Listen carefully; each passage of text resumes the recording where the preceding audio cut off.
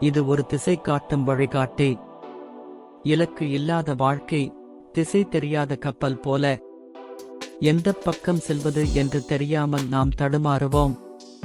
ஒரு தெளிவான இலக்கு நாம் எந்த திசையில் செல்ல வேண்டும் என்பதை நமக்கு உணர்த்துகிறது. நான் ஒரு நல்ல மாணவனாக இருக்க விரும்புகிறேன் என்பது ஒரு பொதுவான இலக்கு. ஆனால் நான் இந்த ஆண்டு கணித பாடத்தில் 90% மதிப்பெண்கள் பெறுவேன் என்பது ஒரு தெளிவான இலக்கு. இது நம்முடைய முயற்சிகளை ஒருமுகப்படுத்த உதவுகிறது. தெளிவான இலக்குகள் இருந்தால் கவனம் சிதறாது. வாழ்க்கையில் பல விஷயங்கள் நம் கவனத்தை சிதறடிக்கும். ஒரு தெளிவான இலக்கு இருக்கும்போது நம்முடைய கவனம் அந்த இலக்கை நோக்கியே இருக்கும்.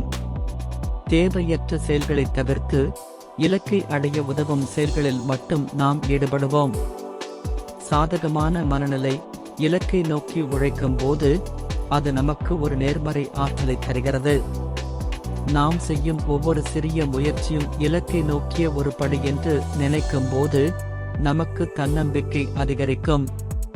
ஏன் உங்கள் இலக்குகளை இன்று எழுத வேண்டும்?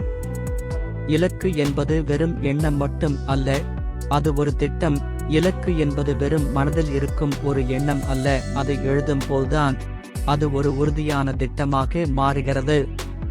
தொடர்ந்து நினைவூட்டுதல். உங்கள் இலக்கை எழுதி அதை தினமும் பார்க்கும் இடத்தில் ஒட்டி வையுங்கள்.